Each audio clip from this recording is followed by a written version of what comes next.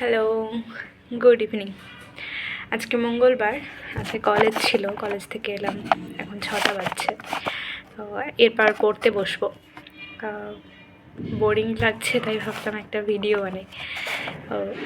অনেকেই বলছে যে যেহেতু একটা আবৃত্তি যেহেতু একটা ইউটিউব চ্যানেল আছে আর তুই তো আবৃত্তি করিস, তো আবৃত্তি কেন পোস্ট করছিস না? তো আমি ভাবলাম যে হ্যাঁ, বেশ ভালো আইডিয়া, তো মাঝে মাঝে তো আবৃত্তি পোস্ট করা যেতেই পারে। আজকে হ্যাঁ, প্রথমেই বলি আমি প্রফেশনালি ওইভাবে কোনো টিচারের কাছে গিয়ে কোনো দিনই আবৃত্তি শিখিনি, তাই জানি অনেক ভুলভাল হবে। তো যেটুকু শিখেছি বলবো না, মানে আমি শুনি, আমার আবৃত্তি শুনতে ভালো লাগে, আমি ইউটিউব থেকে আবৃত্তি শুনি। তো এই শুনতে শুনতেই যেটুকু হয়েছে, তারপর অনেক স্টেজ পারফর্ম করতে করতে এখন একটু অভ্যস্ত হয়েছে। আজকে একটা আবৃত্তি শোনাই তবে। কবিতার নাম কলেজের ছাত্রী, রবীন্দ্রনাথকে লেখা চিঠি, কবি সুবোধ সরকারের লেখা। আমার সাথে আমার বাবার সম্পর্ক খারাপ আপনার জন্য। কলেজের সেকেন্ড ইয়ারে উঠেই বুঝতে পারি জীবনটা মাধ্যমিক পরীক্ষা নয়, ঈশান থেকে এসপ্ল্যানেড পর্যন্ত বিস্তৃত একটা বিরাট আয়না।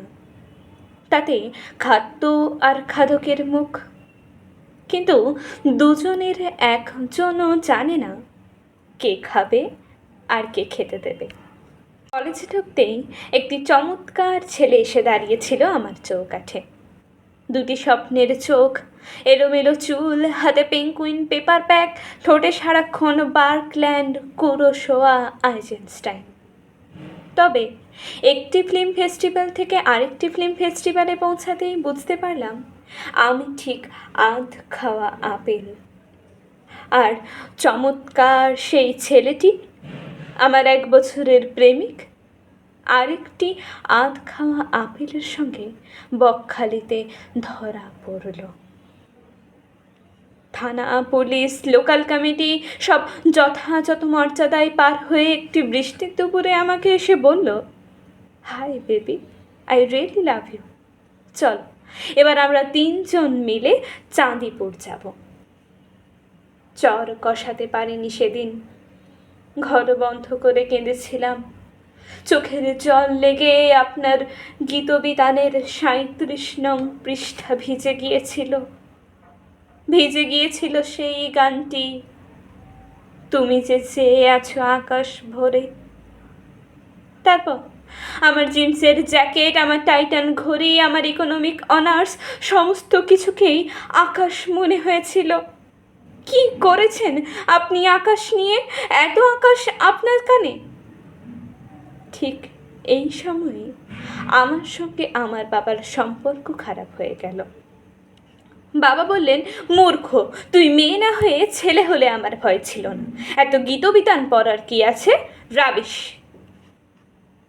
সেদিনই বাড়ি থেকে চলে যাব ভেবেছিলাম, পারিনি।